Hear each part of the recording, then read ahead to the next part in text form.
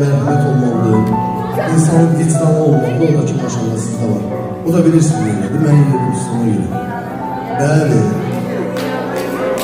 Əziz balalar, Cavid və Səfər ata-bala qrupu. Bir alqışlayaq. Xoş gəlib, səfa gətirib.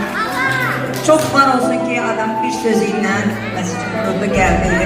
Uzaq bir yoldan gəlib, Allah onun can sağlığı versin. Sizlər üçün buradadır. Mən də elə təsəvvür edirəm ki, Hasan eşidirəm uşaqlar. Hamımız indi oxuyacaq.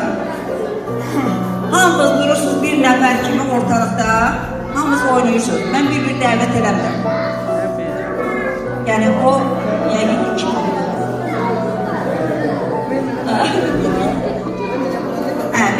bir neçə mahnı oxuyub gedəcək. Ona görə də xahiş edirəm. Bu